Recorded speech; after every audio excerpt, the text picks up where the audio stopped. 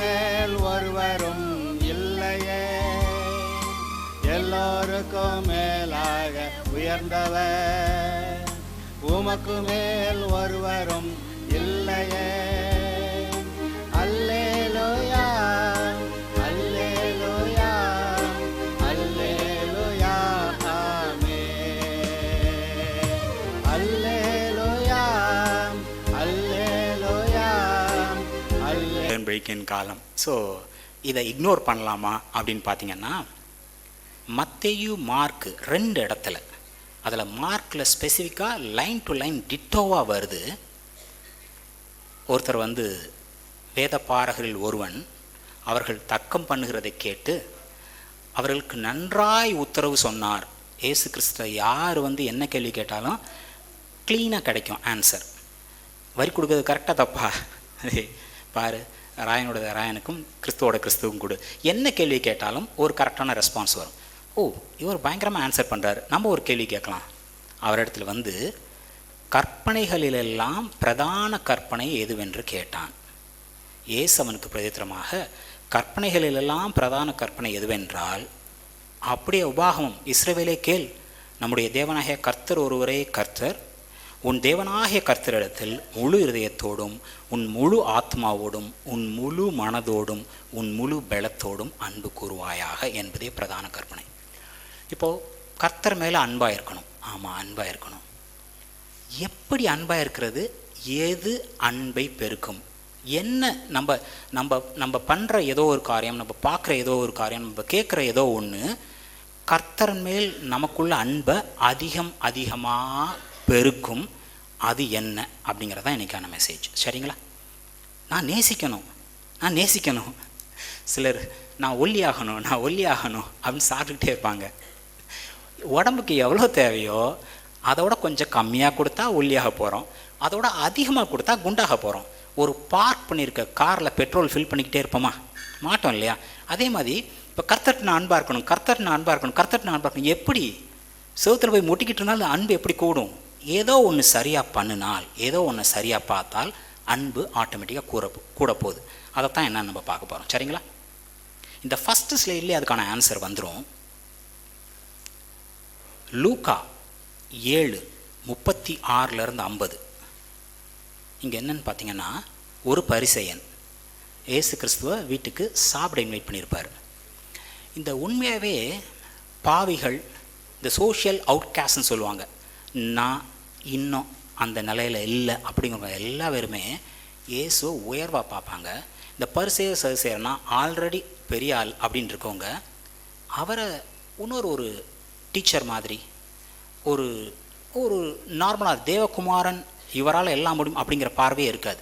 சரி, இவர் இவ்வளோ ஃபேமஸாக இருக்கார், நம்மளும் கூப்பிட்டு சாப்பாடு கொடுப்போம்னு சொல்லி தான் கூப்பிட்றாரு. ஏன் நான் அப்படி சொல்கிறேன்னா, பின்னாடி அவர் மனசில் யோசித்திருப்பார் இந்த கூப்பிட்ட பரிசேயன், இவர் மட்டும் தீர்க்கதரிசியாக இருந்தால் அந்தம்மா யாருன்னு இவருக்கு தெரியாதா? அப்போது இவருக்கு உண்மையாகவே இயேசு கிறிஸ்துவை பற்றி வெளிப்பாடு இல்லை இந்த கூப்பிட்டவருக்கு. சரிங்களா? இவர் கூப்பிட்றாரு, ஜஸ்ட் இவர் கொஞ்சம் ஃபேமஸாக இருக்கார், எல்லா பேரும் இவரை சுற்றி வர்றாங்க, என்னென்னமோ நடக்குது, இவரையும் கூப்பிட்டு அசோசியேட் பண்ணிக்கலாம் அப்படின்னு சொல்லி சாப்பிட கூப்பிட்ருக்காரு. சாப்பிட்டு கூப்பிட்டதோடு சரி, அவருக்கான எந்த முக்கியமான காரியங்களும் பண்ண மாதிரி தெரியலை. இப்போது நான் சின்ன பையனாக இருக்கும்போதே நான் பார்த்துருக்கேன், வீட்டுக்கு வெளியில் ஒரு தண்ணி தொட்டி இருக்கும். யாராவது வீட்டுக்குள்ளே வரதா இருந்தால் தண்ணி எடுத்து காலெல்லாம் சுத்தம் பண்ணிட்டு தான் வீட்டுக்குள்ளே வர மாதிரி இருக்கும். இப்போ அந்த பழக்கம் இல்லைன்னு நான் நினைக்கிறேன்.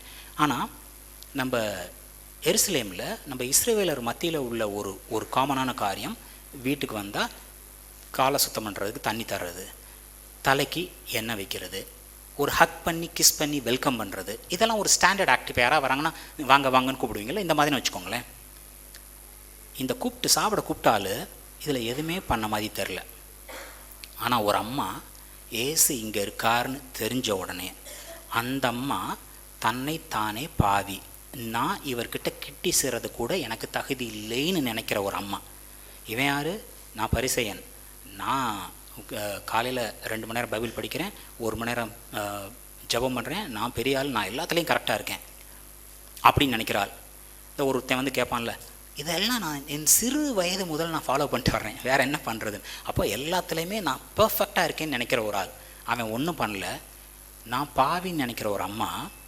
இப்போ இந்த காலத்துலலாம் நம்ம சேவிங்ஸை எப்படி வச்சுருப்போம்? பேங்க்கில் ஒரு காசாக வச்சுருப்போம், ஒரு கோல்டு காயின் வாங்கி வச்சுருப்போம், லேண்டு வாங்கி வச்சுருப்போம். இந்த மாதிரி நம்ம பண்ணுறோம் இல்லையா? ஒரு காலத்தில் இந்த பரிமள தைலம், இந்த காஸ்ட்லி பெர்ஃப்யூம் இருக்குல்ல, இதுதான் அவங்களோட சேவிங்ஸை சேர்த்து வைக்கிறதுக்கான விஷயமா. இப்போது நான் ஒரு பேரல் ஆஃப் ஆயில் வாங்கியிருக்கேன், நான் இத்தனை கிராம் கோல்டு காயின் வாங்கியிருக்கேங்கிற மாதிரி அந்த காலத்தில் இந்த அம்மா சேர்த்த பணமெல்லாம் அந்த பரிமள தைலமாக கொண்டாந்து இயேசு கிறிஸ்துவின் பாதத்தில் கொட்டுது. இவன் இயேசு கிறிஸ்து காலை சுத்தம் பண்ணுற தண்ணி கூட தரல, ஆனால் அந்த அம்மாவோட கண்ணீரினால் கழுவி முடியை வச்சு துடைக்குது. இதோட எப்படி ஒரு அம்மா இறங்கி வர முடியும்? அப்போ இந்த ஆள் நினைக்கிறான், இவர் மட்டும் ஒரு தீர்க்கதரிசியாக இருந்தால் இவருக்கு தெரியாதா அந்த அம்மா எப்படிப்பட்ட அம்மான்னு? அந்த அம்மாவை தொட விட்டுருக்கலாமா? இப்படி தான் இவன் நினச்சிட்ருக்கான். அப்போ இயேசு கிறிஸ்து அவன்கிட்ட கேட்குறாரு, உனக்கு புரிகிற பாஷையில் பேசுகிறேன்ப்பா. இயேசு அவனை நோக்கி, சீமோனே, உனக்கு நான் ஒரு காரியம் சொல்ல வேண்டும். அதற்கு அவன், போதகரே சொல்லும். அவன் இயேசு கிறிஸ்து எப்படி பார்க்குறான்? போதகரே சொல்லும். அப்பொழுது அவர், ஒருவனிடத்தில் 2 பேர் கடன்பட்டு இருந்தார்கள். ஒருவன் 500 வெள்ளிக்காசும் மற்றொருவன் 50 வெள்ளிக்காசும் கொடுக்க வேண்டியதாக இருந்தது. கொடுக்க அவர்களுக்கு நிர்வாகம் இல்லாத பொழுது இருவருக்கும் கடனை மன்னித்து விட்டான். இப்படி இருக்க அவர்களில் எவன் அவனிடத்தில் அதிகமாய் அன்பாயிருப்பான்? சீமோன் பிரதித்தமாக, எவனுக்கு அதிகமாய் மன்னித்து விட்டானோ அவனே அதிகமாய் சிநேகிப்பான் என்று நினைக்கிறேன் என்றான். அதற்கு அவர், சரியாய் நிதானித்தாய். அப்போது யார் அதிகமாக அன்பு செலுத்துவாங்களா? யாருக்கு அதிகமாய் மன்னிக்கப்பட்டதோ. இன்னைக்கு என்னுடைய மீறுதல்கள், என்னுடைய பாவம் ரொம்ப பொல்லாங்கானது, அதிகமானது. இயேசு கிறிஸ்து சகலத்தையும் சுமந்து தீர்த்துட்டார். அப்பா இவ்வளோ இதை என்னை மன்னிச்சு கிருபையாக என்னை கிட்ட சேர்த்துக்கிட்டார். அப்படிங்கிறவங்கள்ட்ட ஆட்டோமேட்டிக்காக அன்பு பெருகும். இயேசு கிறிஸ்து சொல்கிறாரு, நீ சரியாய் நிதானித்தாய். யார் நான் ஒழுங்காக இருக்கேன், செய்ய வேண்டிய காரியங்களெல்லாம் நான் சகலம் நேர்த்தியாக செய்கிறேன், நான் இந்த ஆசீர்வாதத்துக்கு தகுதியாக இருக்கேன், நான் நல்லா படித்தேன், நான் நல்லா வேலை பார்க்குறேன், நான் நல்லா சம்பாதிக்கிறேன், நான் நல்லா இருக்கேன், இதெல்லாம் அவங்களோட நான் ஒழுங்காக இருந்ததுனால எனக்கு இது ஆட்டோமேட்டட் ரிசல்ட். நான் இதுக்கெல்லாம் தகுதியானவனே இல்லை.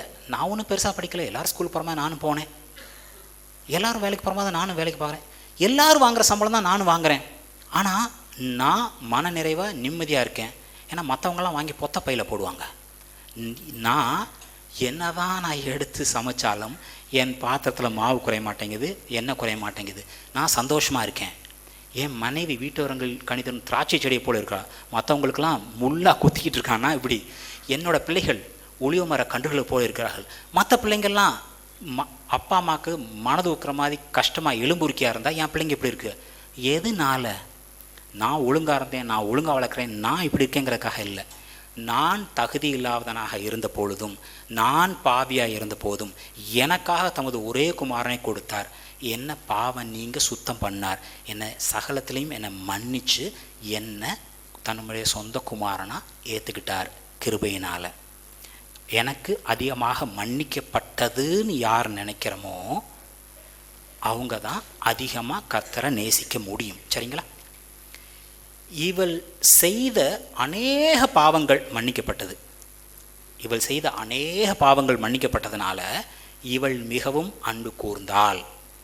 எவனுக்கு கொஞ்சமாய் மன்னிக்கப்பட்டதோ அவன் கொஞ்சமாய் அன்பு கூறுகிறான். இதைத்தான் நான் சொல்கிறது உண்டு. ஏசு கிறிஸ்து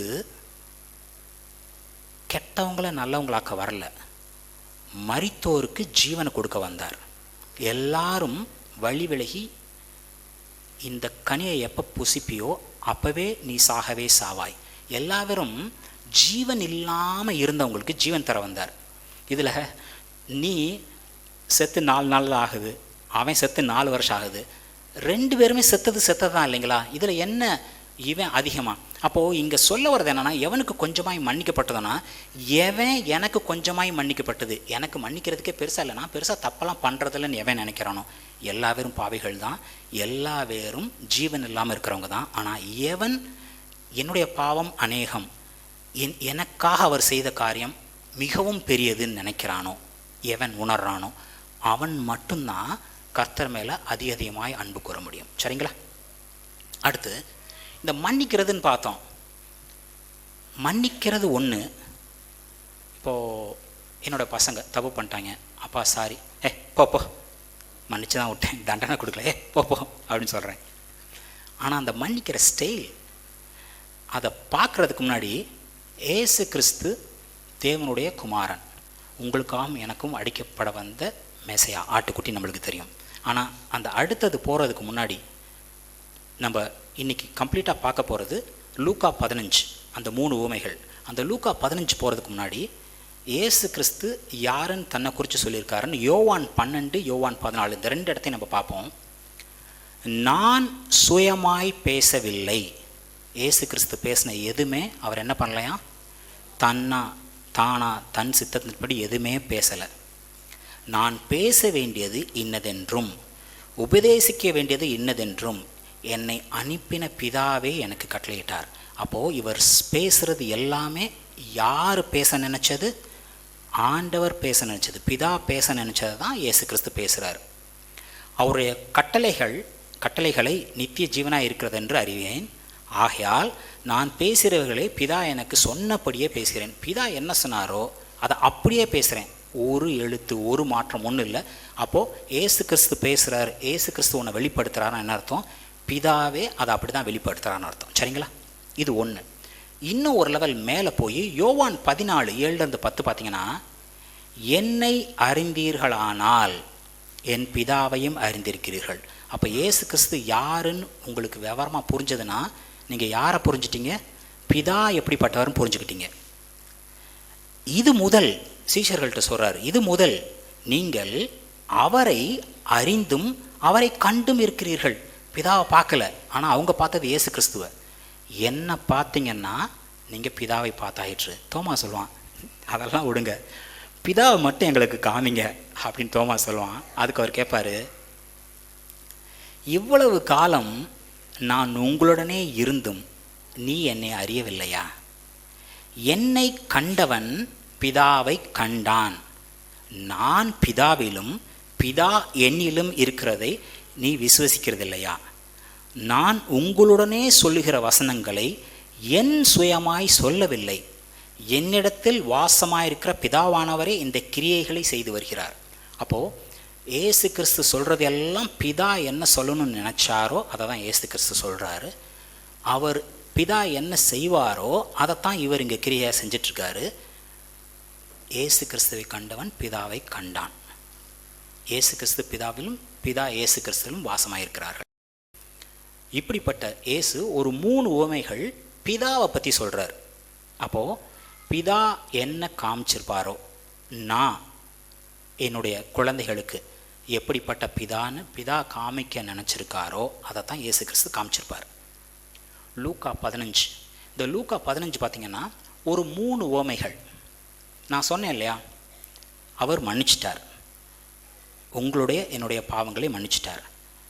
எந்த அளவுக்கு அதிகமான பாவங்கள் என்னுடைய பாவங்கள் மன்னிச்சாரோ அந்த அளவுக்கு நம்ம அதிகமாக நேசிப்போம். ஆனால் மன்னிக்கிறதுலையே போ அப்படிங்கிறது இருக்குது. ஸ்டைல் என்ன ஸ்டைல்?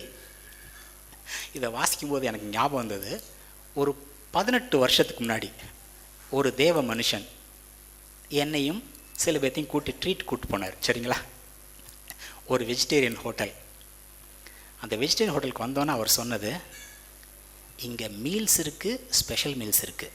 மீல்ஸுக்கும் ஸ்பெஷல் மீல்ஸுக்கும் பெரிய வித்தியாசம் இல்லை, காசு ஹெவியாக சார்ஜ் பண்ணுவாங்க, அதனால் எல்லோரும் மீல்ஸ் சாப்பிடுங்க அப்படின்னு சொன்னார். சரிங்களா? இன்றைக்கும் கூட ஒரு அப்பா அந்த அளவுக்கு கையில் காசு இல்லை, பையனுக்கு பென்சில் வாங்கி தரணும்.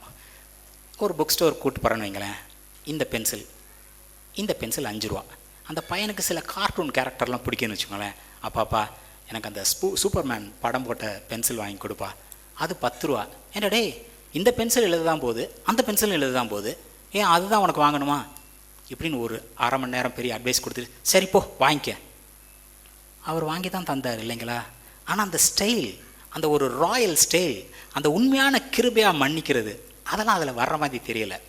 இந்த 3 உவமைகள்லையும் ஒரு பிதாவா, பரலோக பிதா, நம்மளை நேசிக்கிற தகப்பன் எப்படி இருப்பாருன்னு காமிச்சதோட அந்த ஸ்டைலை மட்டும் பாருங்களேன், எப்படி டீல் பண்ணுறாரு. அந்த மன்னிக்கிறது நம்ம பாவிகள் தான், அதை மன்னிக்கிற அந்த மேற்கொள்கிற ஸ்டைலை மட்டும் பாருங்கள். லூக்கா 15:4-7. உங்களில் ஒரு மனுஷன் 100 ஆடுகளே உடையவனாயிருந்து அவைகளில் ஒன்று காணாமற் போனால் 99 ஆடுகளை வனாந்தரத்தில் விட்டுவிட்டு காணாமற் போன ஆட்டை கண்டுபிடிக்கும் அளவும் தேடி திரியானோம். எல்லாரும் மனசில் கை வச்சு சொல்லுங்கள், உங்கள்கிட்ட ஒரு 100 ஆடு இருக்குது, சரிங்களா? நீங்கள் போய் நல்ல ஒரு மலை அடிவாரம் அந்த மாதிரி இடத்துல மேய்ச்சிட்டு வர்றீங்க. திரும்பி வரும்போது பார்க்குறீங்க 99 ஒன்று காணோம். அந்த 99 விட்டுட்டு அந்த ஒன்றை தேடுவீங்களா? நல்ல வேலைடா, ஒன்று தொலைஞ்சு போகுது, 99 மிச்சாச்சுன்னு 99 காப்பாற்ற பார்ப்பீங்களா? என்ன நார்மல் ஸ்டைலாக இருக்கும்? ஏன்ட்ட கேட்டால் அந்த ஒன்று போனால் போகுது, அது டெய்லி டார்ச்சர் பண்ணிட்டுருந்துச்சு, நடக்க வேற முடியாமல் கொஞ்சம் லொடக்கு நடந்துட்டு இருந்துச்சு, ஒரு மாதிரி வேறு இருந்துச்சு, அது போனால் போய் தொலையுது, மீதி 99 காப்பாற்றிக்கிட்டா போன்னு தான் இருக்கும். இங்கே சொல்ல வர்றது ஒரு நார்மல் மனுஷரை பற்றி இல்லை, பரலோக பிதா. அந்த காணாமல் போன ஒன்று அதை தேடி கண்டுபிடிக்கும் அளவும் எவ்வளவு நேரம் எடுத்தாலும் நீங்கள் நான் எப்போ ஆண்டவரை நம்ம கண்டுபிடிச்சோன்னு சொல்லுவாங்களா, அவர் என்னைக்கு எத்தனை நாள் நம்மளை தேடி எத்தனை பேர் நம்மளுக்கு வசனம் சொல்லி. நான்லாம் ஒரு 7th ஸ்டாண்டர்ட் படிக்கும்போது தான் நம்ம சர்ச்சுக்கு நான் வர ஆரம்பித்தேன், சரிங்களா? அப்போ பார்த்தீங்கன்னா நான் இருந்த தெருவிலே இருந்த ஒரு வீட்டில் மட்டும் டிவி இருந்தது. அந்த காலத்தில் வெள்ளிக்கிழமை ஒளி மொழியோ ஏதோ ஒன்று படம் போடுவாங்க. இப்போ தான் டிவி 24/7 ஓடுது. வெள்ளிக்கிழமை கொஞ்சம் பாட்டு ஏதோ ஒளி மொழின்னு வரும், ஞாயிற்றுக்கிழமை படம். இது எதுவுமே பெருசாக இருக்காது, ஆனால் அது மட்டும்தான் நம்ம டிவியில் பார்க்க முடியும். அவங்க வீட்டுக்கு போவோம், அவங்க டிவியை போட்டு எல்லாத்தையும் இன்வைட் வேறு பண்ணுவாங்க. உள்ளே போனால் நாங்கள் டிவியை பார்த்துட்ருப்போம், அவங்க பாஸ்டர் அந்த வாரம் சொன்ன மெசேஜ் எங்கள்கிட்ட பேசிகிட்டு இருப்பாங்க. ஐயோ, இந்த அம்மா வீட்டுக்கு வந்து டிவி பார்க்க வந்தால் இந்த அம்மா டார்ச்சர் பண்ணுது அப்படின்னு சொல்லிட்டு டிவி கூட பார்க்காம இருந்த காலம் உண்டு, நான் 7ஆம் கிளாஸ் படிக்கிற வரைக்கும். இதில் எப்படியோ தெரியாமல் அந்த அம்மா எங்கள் அப்பாவை மாற்றி விட்டுருச்சு. எங்கள் அப்பா வந்து கரெக்டு, அடடா பைபிளை சும்மனாச்சுக்கு மாடக்குழியில் இது புனிதமான புத்தகம்னு பத்திரமா வச்சுருக்கமே, அது திறந்து வாசிக்க வேண்டிய புத்தகம்ப்பா, ஜீவனுள்ள வார்த்தை அங்கே தான் இருக்குன்னு அவர் புரிஞ்சிட்டார். இப்போ டிவி கூட பார்க்க வேணான்னு அந்தம்மா வீட்டிலேருந்து நான் ஓடி வந்தேன். நான் இன்றைக்கி வீட்டுக்குள்ளேயே அப்பா சாப்பிடும்போது உட்காந்து பேசுவார், தம்பி இப்படிப்பா எங்கே வர்றது, அப்படி தான் வந்தது, சரிங்களா? உங்களையும் என்னையும் தேடி பிடிக்கிறதுக்கு அவர் எவ்வளவு கஷ்டப்பட்டார். கண்டுபிடிக்கிற அளவுக்கும் கண்டுபிடிக்கும் அளவும் அவர் உங்களையும் என்னையும் பின்னாடி விரட்டி வந்துகிட்டே இருந்திருக்கார், சரிங்களா? கண்டுபிடிச்சாச்சு. கண்டுபிடிச்சோன்னு இப்போ யூஸ்வலாக உங்கள் பையனோ இல்லை ஒரு பொண்ணோ ஏதோ தப்பு நீங்கள் பண்ணவே கூடாதுன்னு சொல்கிறீங்க, துணிகரமாக அவங்க தப்பு பண்ணுறாங்க, தப்பு பண்ணி மாட்டிக்கிறாங்க. இப்போ மாட்டிக்கிட்டு வந்து கண்ணீர் கமலையாக அவங்கள்ட்ட நிற்கிறாங்க, அப்பா தெரியாமல் இப்படி தப்பு பண்ணிட்டேன். ஃபஸ்ட் எடுத்தால் என்ன சொல்லுவான், நான் தான் சொன்னேன்ல, உப்பு தின்னவன் தண்ணி குடிச்சு தான் ஆகணும். அப்போ அத்தனை முறை அழுத்தமாக சொன்னேன், பண்ணாத, உனக்கு இதுவும் வேணும், இதுக்கு மேலேயும் வேணும். பிள்ளையை அரவணைப்போம், ஆனால் அதுக்கு முன்னாடி நீ பண்ணதுக்கெல்லாம் இதுதான் போட்டு வெளுத்துட்டு தான் அடுத்த காரியம் இருக்கும். இந்த ஆட்டுக்குட்டியை கண்டுபிடிச்சோன்னே அவன் சந்தோஷத்தோடே அதை தன் தோளில் போட்டுக்கொண்டு 2 அடி கொடுத்து தரன்னு இழுத்துட்டு வரல, கண்டுபிடிச்சிட்டோம் சந்தோஷமாக தோளில் தூக்கி போட்டு வந்தது மட்டும் இல்லை, வந்து பக்கத்தில் இருக்க ஃப்ரெண்ட்ஸ்க்கெல்லாம் மச்சான் காணாமல் போனதை கண்டுபிடிச்சிட்டேன், இன்றைக்கி ட்ரீட்டு, என் கூட சந்தோஷமாக இருங்க. நான் சிரித்து சந்தோஷமாக இருக்கேன், என் கூட சந்தோஷமாக இருங்க அப்படின்னா எல்லாருக்கும் சிரிப்பாங்களா? வா இன்றைக்கி ட்ரீட்டு, இன்றைக்கி ஒரு ஸ்பெஷல் ட்ரீட்டு தான் அப்படின்னு சொல்லிட்டு காணாமல் போனதை கண்டுபிடிக்கிறதுக்கு பட்ட பிரயத்தனத்தை பாருங்கள், அது கிடைச்சோன்னு இருக்க சந்தோஷத்தை பாருங்கள், அதை செலிப்ரேட் பண்ணுற ட்ரீட்டை பாருங்கள். இந்த ட்ரீட் ஹெவனில் நடக்குது எப்போ? காணாமல் போன நீங்களும் நானும் கண்டுபிடிக்கப்பட்ட பொழுது. இது ஒரு சாதாரண மனுஷன் கொடுக்குற ட்ரீட் கிடையாது, சாதாரண மனுஷன் விரட்டி அலையிறது கிடையாது, சரிங்களா? சரி, இந்த ஓமை பார்த்தாதுன்னா அடுத்து இன்னொன்று. ஒரு அம்மாட்ட 10 வெள்ளிக்காசு இருக்குது. அந்த 10 வெள்ளிக்காசில் ஒரு வெள்ளிக்காசு காணும். அந்த ஒரு வெள்ளிக்காசு கிடைக்கிற வரைக்கும் அந்த அம்மா ஜாக்கிரதையாக தேடாதா? இப்போது இது வாசிக்கும்போது எனக்கு தோணுது என்னென்னா, உலகத்தில் பெரிய கண்டுபிடிப்பாளர்கள், கிரியேட்டர்ஸ், அவங்க கண்டுபிடிச்ச படைப்பு என்ன அப்படின்னு நீங்கள் பார்த்தீங்கன்னா, அந்த படைப்பாளிகள் அந்த சிறந்த படைப்பை பண்ணுறதுக்கு முன்னாடி பல முறை வீழ்ந்திருப்பாங்க, பல முறை ஃபெயில் ஆகியிருப்பாங்க. யாருமே அவங்க ஃபெயிலியர் பின்னாடி நிற்க மாட்டாங்க, அவங்க ஃபெயிலியரை ப்ரொஜெக்ட் பண்ணி காமிக்க மாட்டாங்க. சரிங்களா? யாராவது இது நான் முத பண்ணேன், இது சுத்தமாக சொதைப்பிருச்சு அப்படின்னு எடுத்து காமிப்பாங்கன்னு நினைக்கிறீங்களா? அவங்கள நினச்சா அவங்க பண்ண சக்ஸஸ்ஃபுல் இன்வென்ஷன் தான் ஞாபகம் வரும். ஆண்டவர் மனுஷனை படைச்சார். ஆதாம் ஏவாள் விழுந்து போயிட்டாங்க. ஒரு குயவன் ஒரு மண்பாண்டை செய்கிறான், கொஞ்சம் நெளிஞ்சு கோணலாக போச்சு, தூக்கி டப்புன்னு போட்டுட்டு ஃப்ரெஷ்ஷாக இன்னொரு பானை தான் செய்வான் இல்லைங்களா? இப்போ நீங்களும் நானும் ஒரு படம் வரையன்னு நினைக்கிறோம், கொஞ்சம் அசிங்கமாக இருந்துச்சு, கிழிச்சு போட்டு இன்னொரு படம் தான் வரைவோம். ஆதாம் ஏவாள் விழுந்துட்டாங்க, சும்மா காசைக்கு எரிஞ்சிட்டு ஃப்ரெஷ்ஷாக தொடங்கியிருக்க முடியும் இல்லைங்களா? அவர் தான் கிரியேட்டர், அவர் தான் படைத்தவர். He has all rights to do anything. ஆனால் அவர் என்ன பண்ணார்? இந்த விழுந்து போன மனுஷனுக்காக தன்னுடைய ஒரே குமாரனை கொடுத்து எடுத்துக்கிட்டார். இப்போது இதை வாசிக்கும்போது எனக்கு நம்ம மேலே எவ்வளோ வேல்யூன்னு பாருங்களேன். என்கிட்ட ஒரு பொக்கிஷ டப்பா இருக்குது, ஒரு 50-100 தங்க காயின், கோல்டு காயின்ஸ் இருக்குது. அதில் தெரியாமல் பசங்க விளையாடும்போது ஒரு ஓட்டக்கால்னான் அந்த காலத்தில் இருக்க ஒரு இதை போட்டிருக்காங்க. நான் எடுத்து பார்க்குறேன், அந்த ஓட்டக்கால்னாவை அந்த பழைய காசை காப்பர் காசை என்ன பண்ணுவேன்? தூக்கி போட்டுட்டு மீதியை தான் பார்ப்பேன். சரிங்களா? ஏன்னா எனக்கு தெரியும் இது வேல்யூ, அது வேல்யூ இல்லைன்னு. இன்றைக்கி சகலத்தையும் படைத்த தேவன், வானத்தையும் பூமியையும் உண்டாக்கின தேவன், சர்வ வல்லவர். அவர் உங்களையும் என்னையும் தேடி கண்டுபிடிக்கக்கூடிய ஒரு பொற்காசு. நீங்கள் இல்லை, நீங்களும் நானும் அவருக்கு அவ்வளவு வேல்யூ, வர்த்லெஸ் கிடையாது, அவ்வளவு வேல்யூ. உங்களையும் என்னையும் தேடி வராருன்னா அப்போ அவர் நம்மளுக்கு எவ்வளோ வேல்யூ கொடுத்துருக்கணும். சரிங்களா? உண்மையாகவே எத்தனை குழந்தைகளுக்கு விளங்கும்னு தெரியாது, ஆனால் அப்பா அம்மாக்களுக்கு இது விளங்காமல் இருக்கவே முடியாது. இன்றைக்கி உங்கள் பசங்க என்ன தப்பு பண்ணட்டும், எவ்வளோ மீறுதல் இருக்கட்டும், தெரியாமல் ஒரு நேரம் தண்டிப்பமாக இருக்கட்டும், ஆனால் அவங்க மேலே உள்ள பாசம் பொங்கிக்கிட்டு வரும் சீரியஸாக. அதனால தான் இந்த husband and wife relation, christ and church, குடும்பம் அப்படிங்கிறது ஒரு குடும்பம், அப்பா அம்மா குழந்தைங்கிறது, heavenly father and the kids. இது ஒரு மினியேச்சர் வெர்ஷன் தான் நம்ம ரியலாகவே நம்ம ஃபீல் பண்ணுறோம். அப்போது நீங்களும் நானும் அவ்வளவு வேல்யூபிள். உங்களையும் என்னையும் அந்த ஆட்டுக்குட்டியை தேடி கண்டுபிடிச்ச மாதிரி இந்த பொற்காசை தேடி கண்டுபிடிக்காமல் இருக்கவே இருக்காதான் அந்த அம்மா. கண்டுபிடிக்கிற அளவும் ஜாக்கிரதையாக தேடுமா. சரிங்களா? ஒரு நாள் உங்கள் மேடம் ஒரு காதில் போடுற தோட்டோட பின்னாடி ஒரு திருகு இத்தனோண்டு ஒரு நாள் கூப்பிட்றாங்க. கூப்பிட்டு என்ன 1/2 மணி நேரம் டார்ச்சர். தம்பி அங்கே லைட் அடிங்க, இங்கே லைட் அடிங்க, எங்கே காணா போச்சுன்னு தேடணும். நான் தேடி முடியலை. பிரிட்டோ பிரதர் வந்தோன்னு இன்றைக்கி வீட்டை ஃபுல்லாக புரட்டி போடணும், அதை தேட எடுக்காமல் விடக்கூடாது.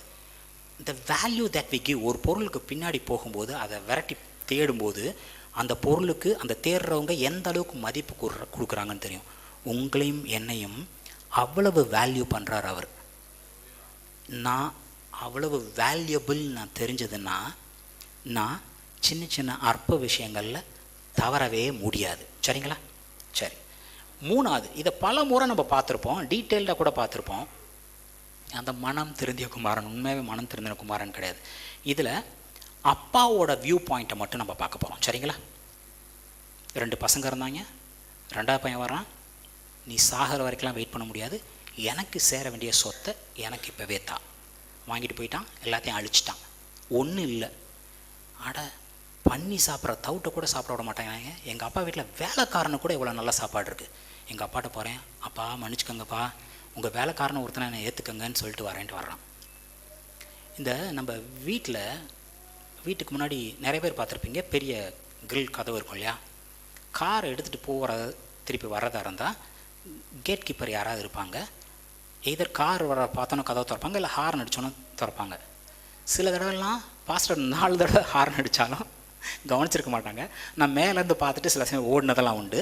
நான் ஓட்டிகிட்டு வரேன்னா ஹார்ன் அடித்து பார்த்துட்டு கதவை திறக்கலாம், இறங்கி நின்று ஹேண்ட் பிரேக்லாம் போட்டுட்டு கதவை திறந்துட்டு மறுபடியும் கார் எடுத்துகிட்டு வர்றது உண்டு. இது என்ன அவ்வளோ முக்கியமாக பிரதர் அப்படின்னு கேட்டிங்கன்னா, இந்த பையன் தப்பு பண்ணிட்டு போயிட்டான். அந்த காசு செலவாகிற வரைக்கும் அவன் சந்தோஷமாக சுற்றினான். ஆனால் அவன் திரும்பி வரும்போது தூரத்தில் வரும்போதே அவங்க அப்பா பார்த்துட்டாரான். எப்படி தூரத்தில் வரும்போதே அவங்க பார்த்துட்ருக்க முடியும்?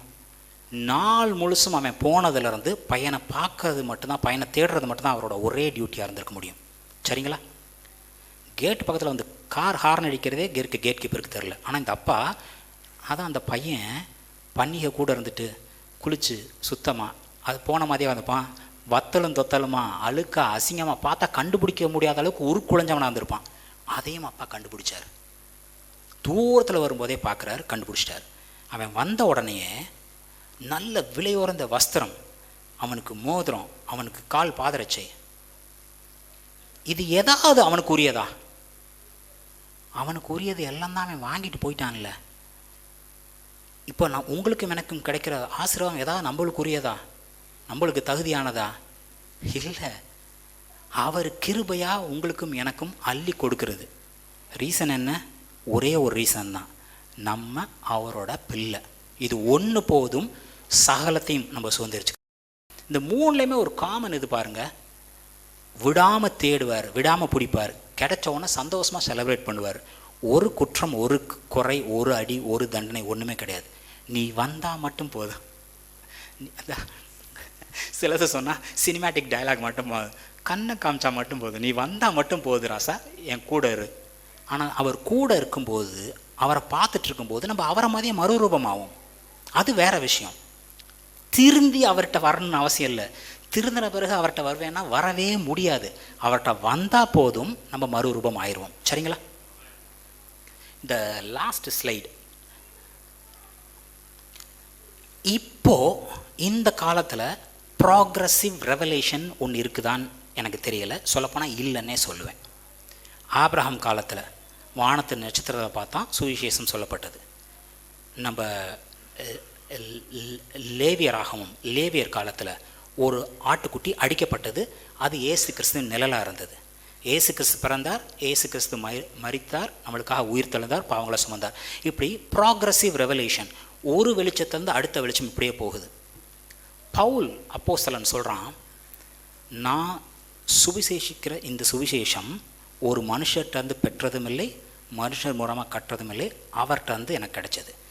இப்படி நம்மளுக்கு ரிவீல் பண்ணக்கூடிய, வெளிப்படுத்தக்கூடிய எல்லா விஷயமும் ஆல்ரெடி வெளிப்படுத்தியாகி விட்டது. சரிங்களா? இன்றைக்கி ப்ராக்ரெசிவ் ரெவலேஷன் இல்லை. நம்மளுக்கு ஒரு வேளை வாஸ்து புரியாமல் இருக்கலாம், ஆனால் every thing is given here. சரிங்களா? இப்போது பவுல் அப்போஸ்தலன் ஒரு 12-13 புஸ்தகம், புதிய ஏற்பாட்டில் 27 புஸ்தகம் இருக்கா மொத்தமாக. அதில் 12-13 புஸ்தகம் பவுல் அப்போஸ்தலன் எழுதின புஸ்தகம். ஆல்மோஸ்ட் 50% கவுண்ட் வைஸ் பார்த்தீங்கன்னா. இப்போ நான் அங்கே கொடுத்துருக்க ஸ்லைடில் பவுல் அப்போஸ்தலன் எழுதின புஸ்தகம் இன் குரோனாலஜிக்கல் ஆர்டர். எந்த வருஷம்? இப்போது ஏசு கிறிஸ்து உயிர் தெழுந்ததுக்கப்புறம் 51 வருஷம் கழித்து 1 தெசலோனிக்கேயர் கோரிந்து பட்டணத்துலேருந்து எழுதினது, 2 தெசலோனிக்கேயர். இப்படி இது குரோனாலஜிக்கல் ஆர்டரில் கொடுத்தது. பவுல் அப்போஸ்தலனோட டைமில் ஹீ வுட் ஹவ் காட் இந்த ப்ராக்ரெசிவ் ரெவலேஷன். இதில் எல்லா புஸ்தகத்தையும் பவுல் அப்போஸ்தலன் எழுதும்போது ஏசு கிறிஸ்துவின் ஊழியக்காரன், அப்போஸ்தலனாகும்படி அழைக்கப்பட்டவன், இது 2 மறுபடியும் தெளிவாக இருக்கும் இல்லைங்களா? இதில் ஒரு 3 விஷயம் என்ன கொஷின் பண்ண வச்சது என்னன்னு பாருங்கள். 1 கொரிந்தியர், இந்த 12 புஸ்தகத்தில் இந்த 3 விஷயம் சொல்கிறேன்ல, ஃபஸ்ட்டு நான் காமிக்க வர்றது 1 கொரிந்தியர் 15:9 பார்த்தீங்கன்னா, அப்போஸ்தலர் எல்லாவரிலும் சிறியவனாகிய நான் ஒரு அப்போஸ்தலன். இந்த அப்போஸ்தலர் எல்லாத்துலேயும் பவுல் எப்படிப்பட்டவனா? சிறியவன். சரி, இதுக்கப்புறம் கொல்ல காலம் கழித்து எபேசியர் பவுல் அப்போஸ்தலன் எழுதியிருக்கான். எபேசியர் 3:8 பாருங்கள். அப்போஸ்தலர் எல்லாவற்றிலும் சிறியவன் சொன்ன பவுல், விசுவாசிகள், பரிசுத்தவான்கள், இவங்க எல்லாத்திலும் சிறியவன். அப்போஸ்தலர்லேருந்து ஒரு லெவல் கீழே இறங்கி விசுவாசிகள், பரிசுத்தவான்கள், இவங்களுக்குள்ள சிறியவன். சரி, இன்னும் ஒரு லெவல் போங்க. அதுக்கு அடுத்தது 1 தீமோத்தேயு 1:15, பாவிகளெல்லாம் பிரதான பாவி நான். வெளிச்சம் எப்படி வருது பாருங்க. அப்போஸ்தலனில் சின்னவன், பரிசுத்தவான்களில் சின்னவன், பாவிகளில் பிரதான பாவி. என்ன பிரதர், பாஸ்டர் நான் பரிசுத்தவான் அப்படின்னு சொல்கிறாரு, நீங்கள் என்னென்னா பாவிகளில் பிரதான பாவி. அதாவது பிணியாளிக்கு தான் வைத்தியன் தேவை, பாவிக்கு தான் ஏசு கிறிஸ்து தேவை, பரிகாரி தேவை. ஏசு கிறிஸ்து இல்லாமல் நான் ஒன்றும் இல்லை, நான் பிரதான பாவி. இன்றைக்கி நான் ஒரு லெவலில் இருக்கேன், அவரோட பிள்ளையாக இருக்கேன், அவர் தேடி எடுக்கக்கூடிய ஒரு வேல்யூபிள் ஐட்டமாக இருக்கேன். அப்படின்னா இது எதனால் வருதுன்னு நினைக்கிறீங்க? ஏசு கிறிஸ்து உங்களுக்காகவும் எனக்காகவும் சகலத்தையும் சுமந்து தீர்த்து இன்றைக்கி உங்களையும் என்னையும் பார்க்கும் பொழுது நம்ம ஏசு கிறிஸ்துவாக தான் இருக்கிறோம். We are covered. நம்ம வாயை திறந்து பேசலைன்னா even devil cannot identify whether it is you or Jesus. Yesu கிறிஸ்துவின் ரத்தத்தால் கழுவப்பட்ட நம்ம, ஏசு கிறிஸ்துவின் ரத்தத்தால் மூடப்பட்ட நம்ம வாயை திறந்து ஐயோ நான் ஒன்றுமில்ல துரும்பு குப்பைன்னு சொன்னாதான் நம்ம யாருன்னே தெரியும். மற்றபடி ஏசு கிறிஸ்து எப்படி he reigned over the situation. காற்றே அமைதியாரு, கடலே இறையாதே, லாசரஸ் வெளில வா, எப்படி வல்லமையாக செயல்பட்டாரோ அந்த அளவுக்கு நீங்களும் நானும் செயல்பட முடியும். சரிங்களா?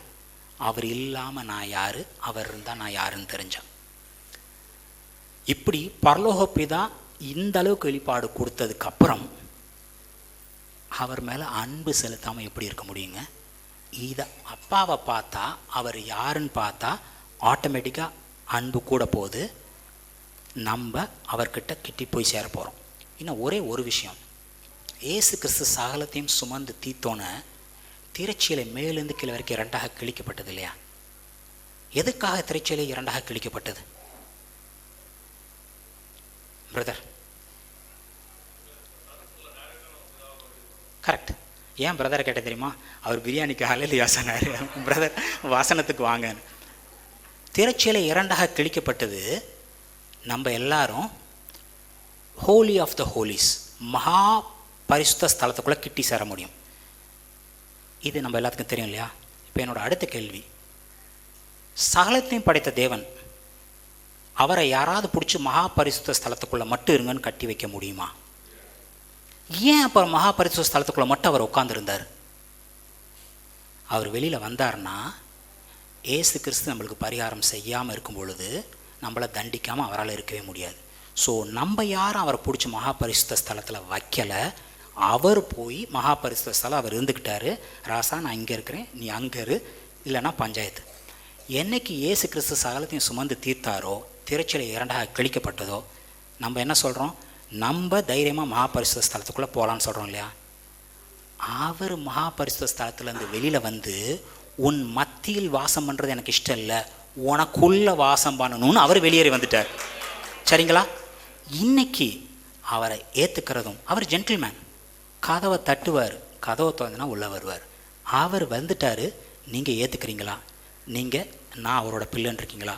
அவர் மேலே அன்பு செலுத்துறீங்களா? இவ்வளோ தான் முக்கியம். ஆசீர்வாதம் மற்றதெல்லாம் பின்னாடி கூட வரும். நம்ம அவரை நோக்கி பார்த்து போயிட்டுருப்போம். ஆசீர்வாதம் நம்மளை பின்னாடி விரட்டிகிட்டு இருக்கோம். சரிங்களா? Be blessed.